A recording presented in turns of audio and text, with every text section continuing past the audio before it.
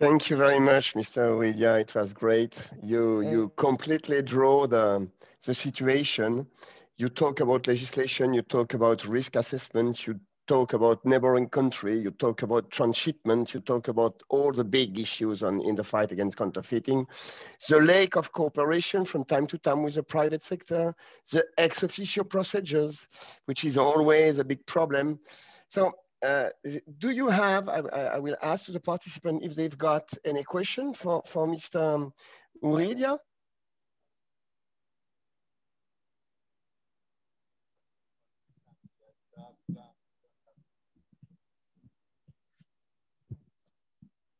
Button Samsung-თან მექნება კითხვა პირველ რიგში მადლობა საინტერესო პრეზენტაციისთვის.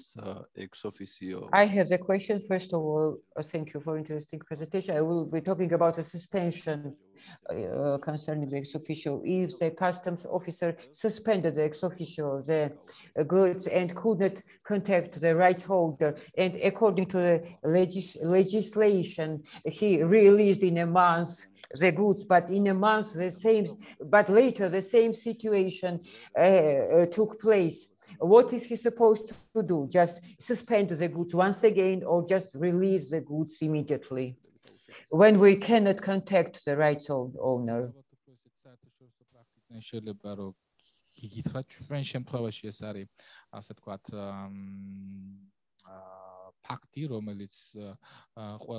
In our case, it's a fact that in all cases we were unsuccessful when suspending the goods, and it's not indicated anywhere theoretically. So that's why we would like to hear about the international practice. I'm asking Mr. Christopher to provide the information. Nowhere is indicated in which time should be held the second ex officio case concerning the same goods, once in months or in 2 months.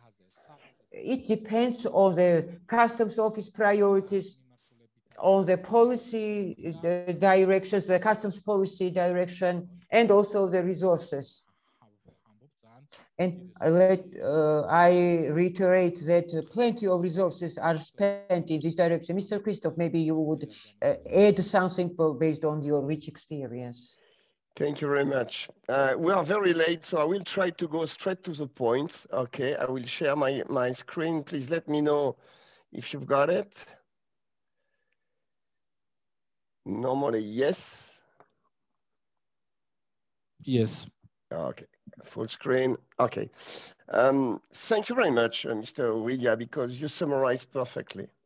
In a couple of minutes, I would like to give a testimony of what is happening around the world, what is happening around Georgia, what are the latest trends regarding the route of fraud, regarding the legislation, and if we start by the beginning, you can get the best legislation over the world.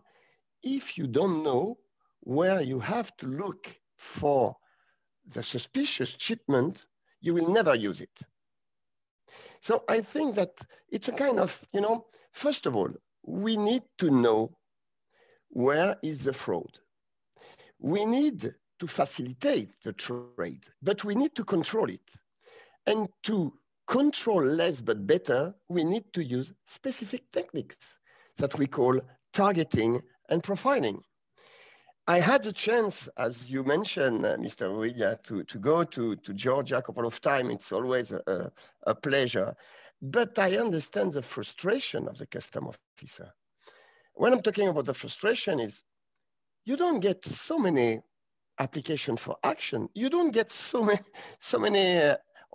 help from the right holder. But why? First of all, Georgia is a great country, it's a beautiful country, but for the right holder, for the big company, do they have an interest to invest in application for action? When you know the application for action, there is no cost, okay? So it's not the problem. The problem is when they've got cases, they have to go to the competent authority, civil courts, criminal court, and there is a cost. So when you are Nike, Louis Vuitton, whatever, okay, you've got money, you can do that. But when you are a medium enterprise, how do you want to protect your IP everywhere around the world, even everywhere in Europe? It's complicated because there is a huge cost.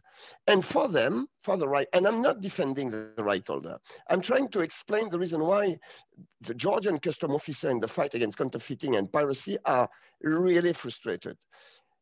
They are good, the guys. The custom officer in Georgia, I saw it. They are good. The problem is when they discover something, two things. Or they don't get application for action, okay? So they're obliged to work ex officio, or even if they've got something, they contact the right holder and the right holder will reply, okay, we are not really interested. End of the story. So they work for nothing. And the worst thing for the custom officer is to work for nothing. I would like just to mention a couple of things. Do you have any idea of how many containers we've got now over the seas? Now, we've got more than 770 millions of containers. Did you hear that? 770 millions, okay? And do you know how many custom officers we are all around the world? Around 800,000, okay? 800,000 custom officers against 770 millions of containers.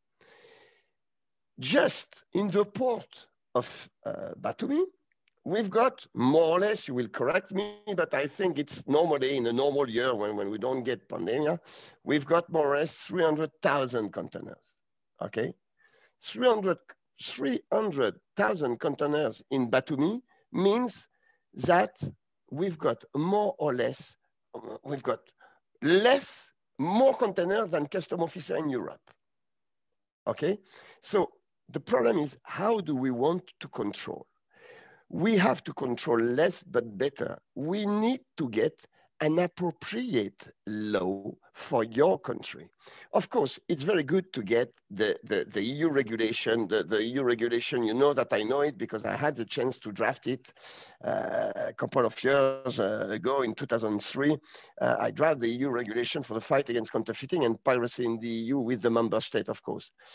But after that, Georgia is like France? No. Georgia is like Germany? No. Georgia is like Italy? No. Georgia is Georgia with specificities.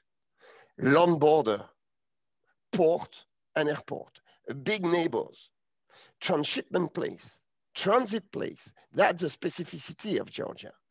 And for getting results in the fight against counterfeiting, as far as I'm concerned, I think that for Georgia, the first key issue is risk assessment, risk analysis. This is the first one. Before talking about ex officio, not ex officio, how many days, but before talking about that, to get a specific risk analysis dedicated to IPR, fighting against counterfeiting and piracy. Why? Because, again, if you've got a lot of seizures, the right holder will be motivated. The right holder will say, wow, Georgia, they are really playing well, and okay, we invest there because we need to. We discover that it's an entrance for the EU. We understand that it's coming through, I don't know, the Russia and going to Turkey or vice versa. You know, Georgia is between two big neighbors and land borders. That's the specificity. They're very close to the EU regulation, but there is something missing. May I ask you why? Take a look on this. Everybody can see it. I think so. Do you know what is it? You have a clue. This document. It's a bill of lading, okay? It's the ID of the goods when it's transported by sea, okay? So I would like to ask to my colleagues in the room, I want to know, and you will see that it's as simple as that. I want to know, where does it come from? I'm not talking about the country, the city, it's from port to port, okay? It's a bill of loading. In Batumi, you've got 100,000 every year. Just tell me, where does it come from? The port of origin. What is the port of origin and what is the port of destination? And you will see that the risk analysis, using those techniques, you will control less but better, but every time when you will control, it will be, okay, we found something. We found counterfeit. And those techniques are not only dedicated to counterfeit, you can use it for drugs, you can use it for whatever, CITES or whatever, but you just have to change the parameters, but the techniques are always the same. So again, please, if somebody wants to tell me, where does it come from port to port?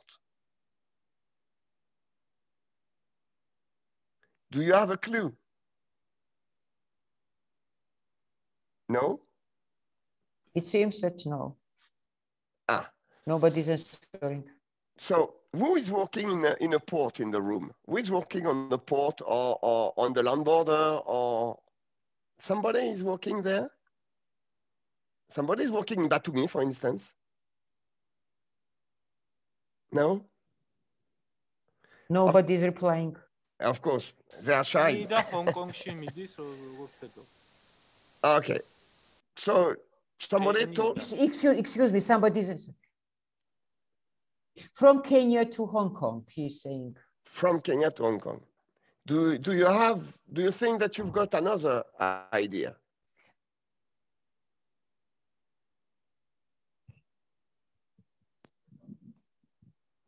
Can you?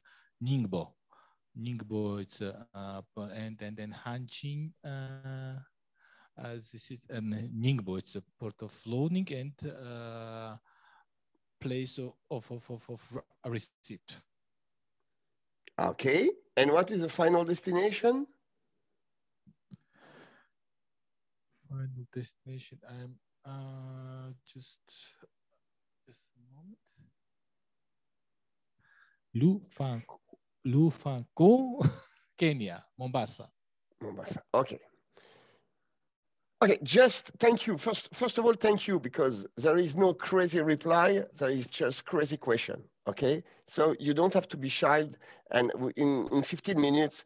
But what I would like to, how to say, I would like to insist that fighting against counterfeiting and piracy with a good law, with a good regulation, with a good custom regulation, is not enough.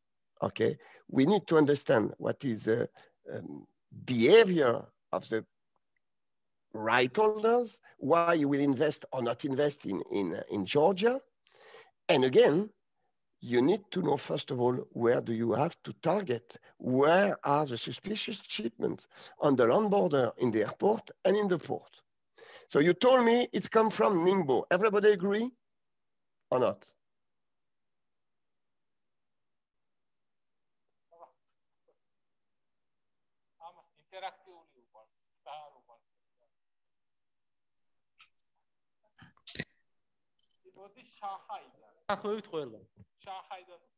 From Shanghai, somebody is saying. Okay. So just, and this is custom documentation, okay? This is a bill of loading, which is the ID of the goods. You know, you've got... From Shanghai to Mombasa. From Shanghai to Mombasa, okay. Yeah. So this port is Ningbo. Okay, everybody is wrong. Everybody is wrong. I will ask you, I don't know who say from Shanghai to Ningbo. I don't know, I didn't recognize the voice, so I don't know if it's Mr. Uridia or if it's somebody else, but please, the guy will reply. I will ask you it's something. Me. It's you. Okay. I'm just looking at this. Okay, sir. I will ask you, not the head of International Department Revenue Services, but somebody else. I need to get somebody brave. Who would like to reply to my question? I've got 3 questions, 4 questions. Somebody ready? Come on. Okay, so I will go with Mr. Uridia. Mr. Uridia, you are custom officer, and you are custom officer, high-ranking custom officer, but you started a couple of years ago, maybe not at such high ranking. So you are now coming back in your car, yeah, and you are custom officer at the border, at the land border. Yes. Okay, you've got 2 cars. Okay, one yellow, one red, coming at the same time at the land border, and you're custom officer. You have to control one. Yes. The yellow or the red. Okay. So you have to control one of those 2. Which one you will choose? The yellow or the red to control? Red. The red. Yes. Now, sir, you've got 2 red cars arriving at the same time. Okay, one on your left hand and the other one on the right hand. Which one will you control? Okay, now I will just go for left hand. Okay. Maybe it will be like. No, that's fine. That's fine. Don't worry. So red and left. Okay. Yes. Now you've got 2 red cars arriving on the left. One of the drivers got a barb, okay, and the other one's got no barb. Who will you control? The driver with barb or without barb? Excuse me, what does the driver have? I couldn't hear. Bar? What kind of bar? A barb, a barb. Barb? Barb, yeah. Bulb? Barb, yes, barb. Without barb, okay. Yes. Without, okay. And now you've got 2 red cars arriving on your left. The 2 drivers got no barb, okay, without barb. One's got sunglasses, the other one's got no sunglasses. Who will you control?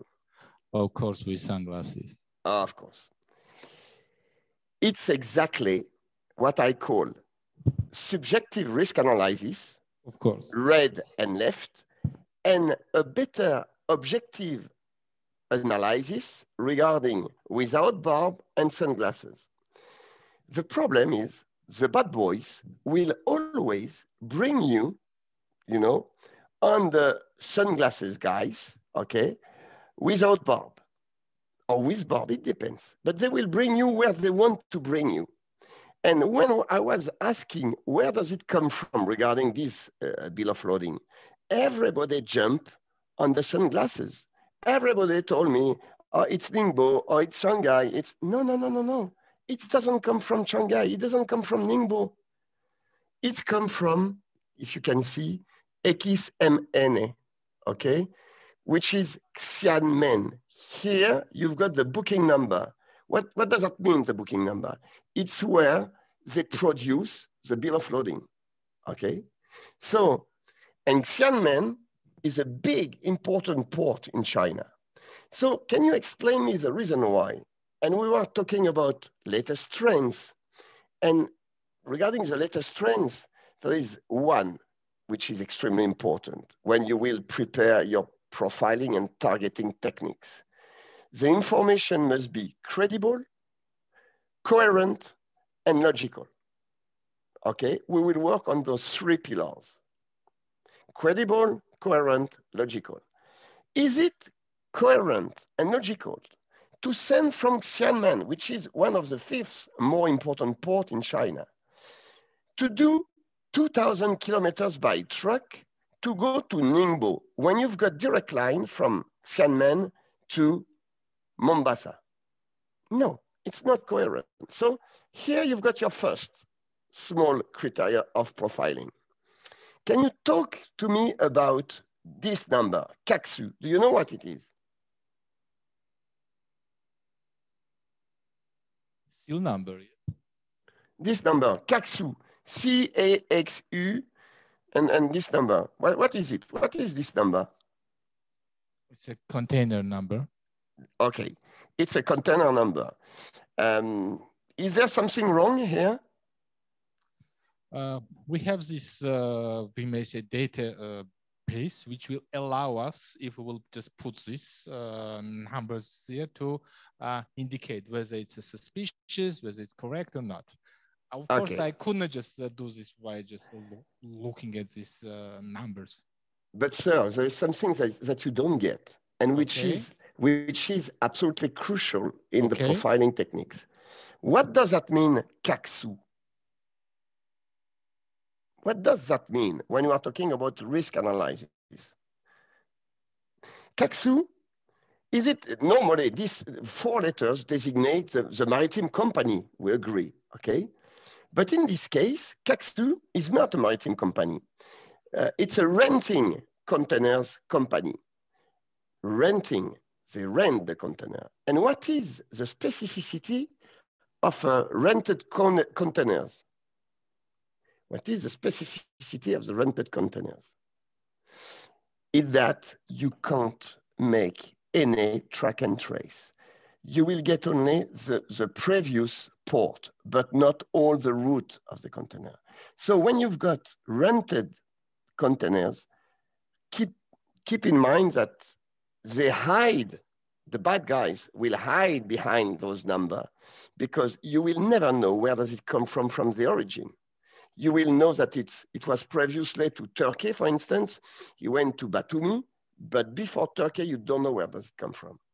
And all the rented containers, it's one of the parameters that we use. But I don't want to go too deeper in this risk analysis, because that's not the items I will run.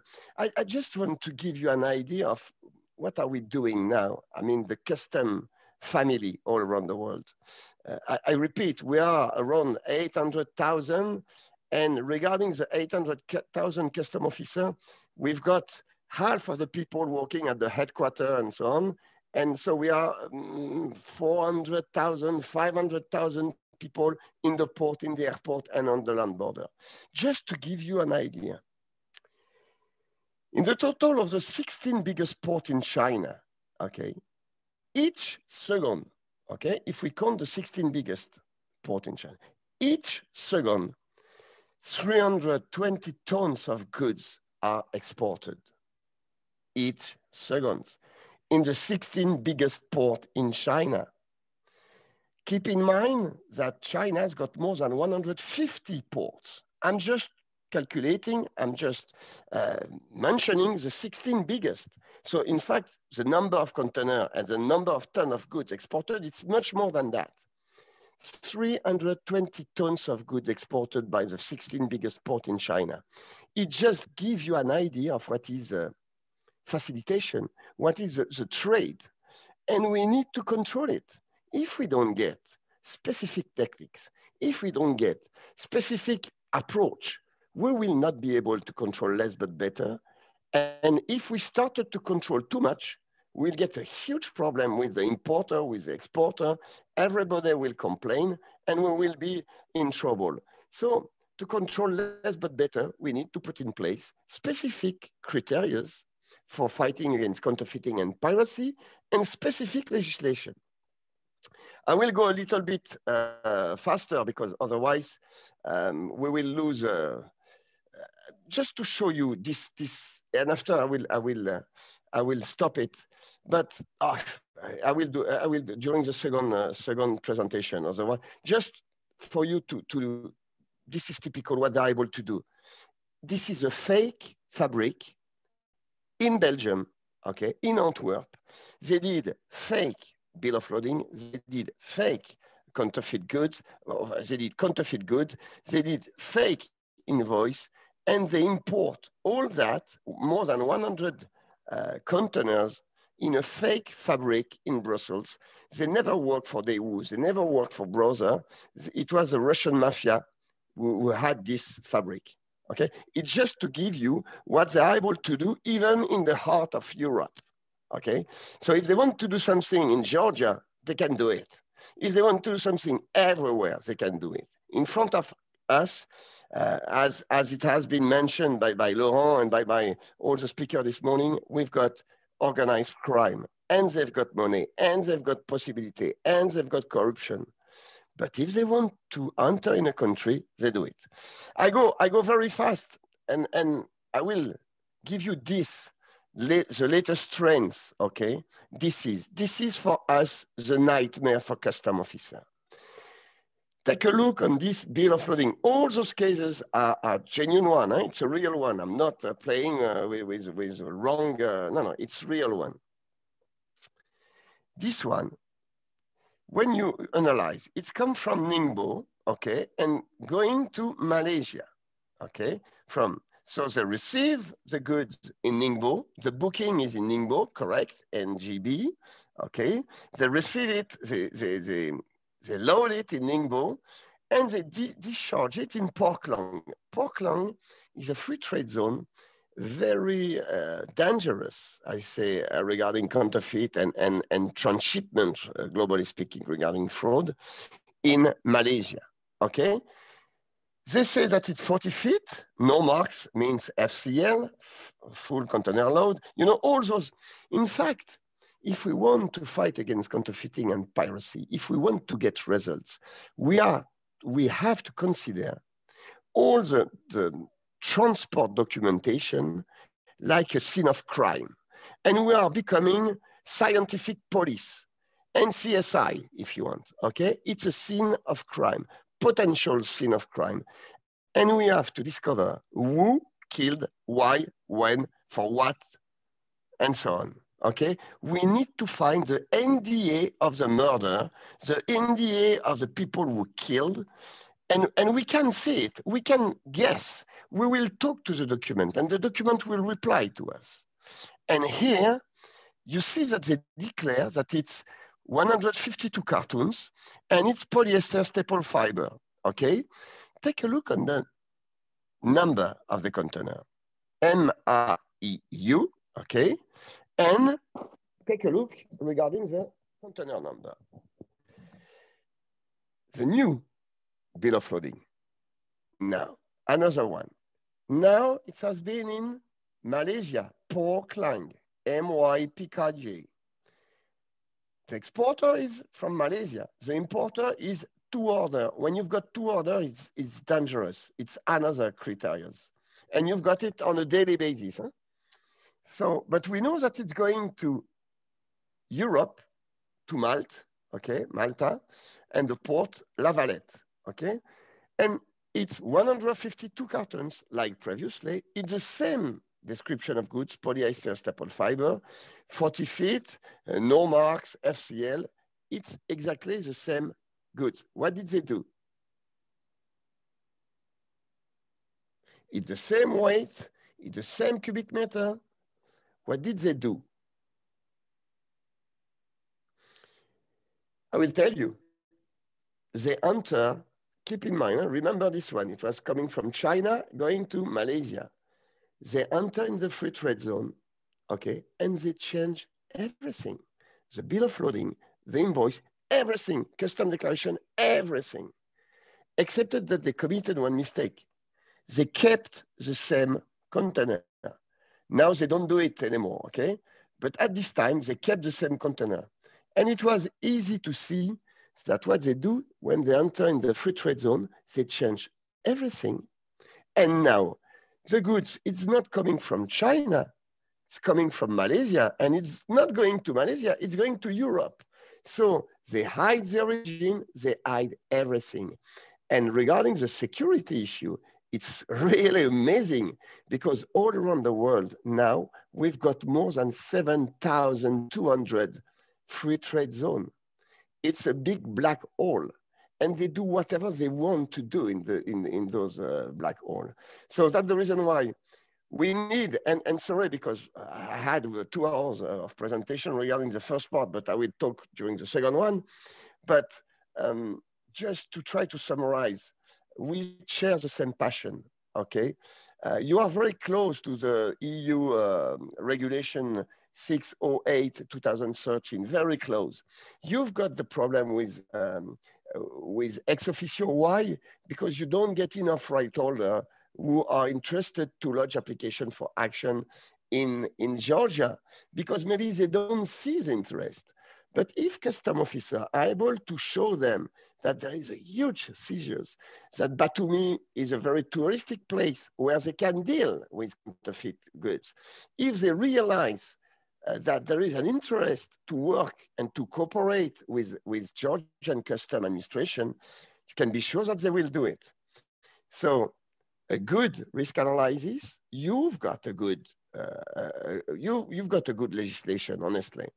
But a good risk analysis, good legislation, more investment from the private sector, those are the three main keys of success in the fight against counterfeiting and piracy. We are very late, so I will stop here. Please forgive me. Now, if you agree, we will have a small break, okay? And we see in 10 minutes. Is it fine for you? So again, good afternoon. I hope that your coffee was great. Again, I would like to thank the SAC Patenti, of course, work with them since a couple of years. And this EU Georgia IP program, I definitely believe that Georgia should need help.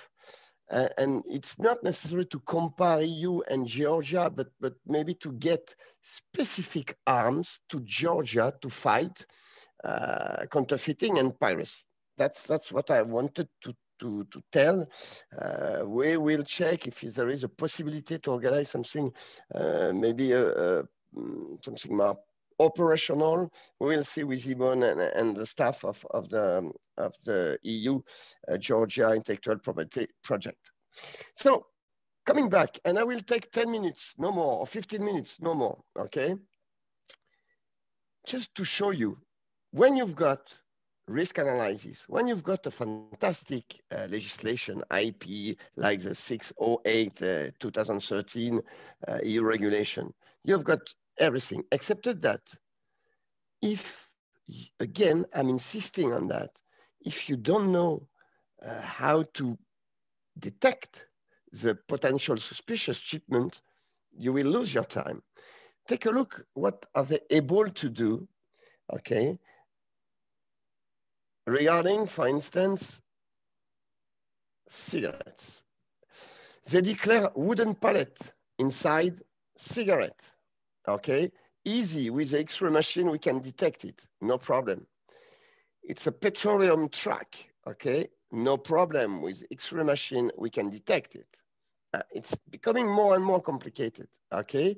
With X-ray machine, we can detect it.